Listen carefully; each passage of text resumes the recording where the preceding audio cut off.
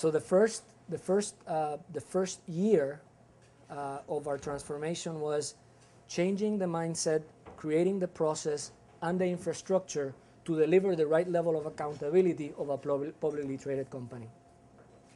The second year was the process of making a company that was highly decentralized into a truly global organization and trying to establish through numbers the right level of balance between the things that were going to be globally led versus the things that were going to be locally led and the things that were going to be regionally led. First approach for us was to align all the regions of the world on one single biggest business objective. For us as a company, now as a publicly traded company, was we're going to drive growth as leader of the payment categories by helping the transformation of movement between cash and checks into the electronic payment. So this is not about fighting MasterCard. This is about bringing people into the electronic payment world. So everything that we do from a communication standpoint, from an innovation standpoint, is aimed at either educating or providing new services to actually help that transformation. So we align the world on that vision. For that, a lot of time was spent with the CEO, a lot of time was spent with the board, a lot of time was spent in the road ensuring that everybody was aiming at the same approach. Second, the integration of the brand promise. Because we were decentralized, every single region of the world had a very different positioning statement, very different source of business, very different brand architecture. So we had to bring everybody together, key markets, and agree that we were going to consolidate a brand positioning statement and a brand architecture approach. We drove the information from the markets. We had a highly participatory engagement process, which is the only way that you are able to do this. But there was one key decision, which was, if we tie, I will cast the deciding vote. Because we had a commitment with our board and a commitment with our CEO that we were going to have one aligned positioning statement. In order to facilitate the process, we also began to align all the support agency networks to ensure that we were all working together as one.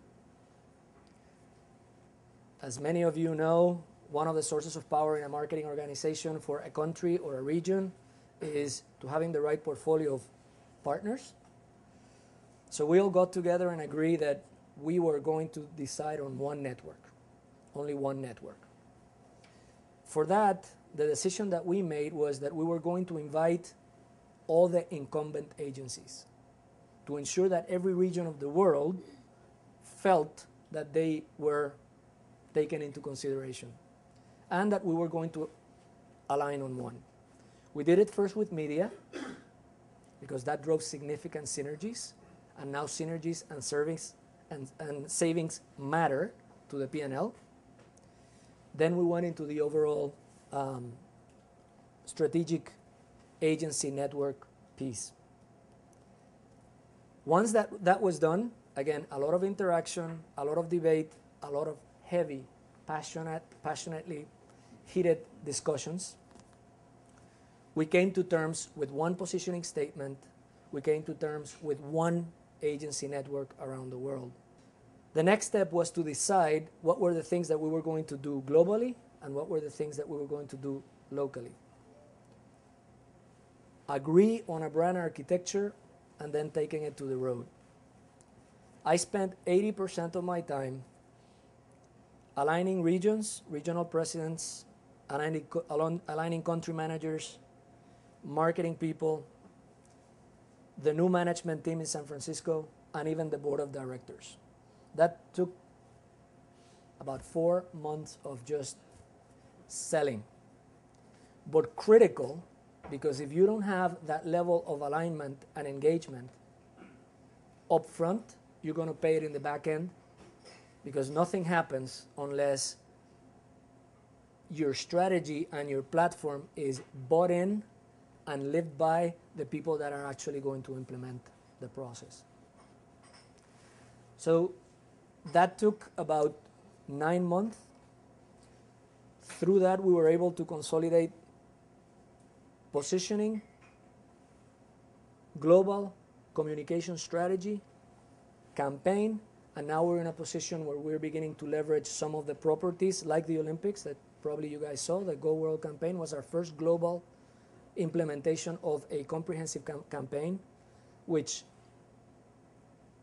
was globally developed, but with a modular system which each country of the world could put in their athletes, create their own stories. 40% of the media weight for the very first time was devoted to the digital world, with about 30% of that amount devoted to social media. Within social media, a combination between communication and engagement and transactions. In other words, allowing people to talk about the Olympics through their connection with the athletes, linked to site where people could actually buy stuff that the athletes wanted, like their music in iTunes, the ones that they use for their training. So that way you have interaction and transaction together through a highly innovative approach. So when I looked at where we are 2 years into our journey. It's not a best practice yet. It's a very strong beginning. As we move into the next phase, which is this phase, it's now about growth. It's now about the future. It's now about how do we envision the payment world? What sort of new platforms do we need to develop?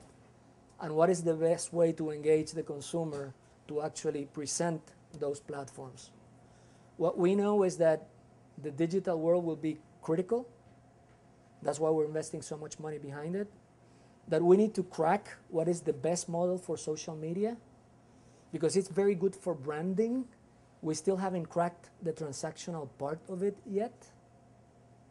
And importantly, what's going to be the role of measurements, because the fundamental challenge that all marketers have today with the proliferation of media alternatives is how do we put everything on the same bucket so that we can compare the relative effectiveness of one versus the other.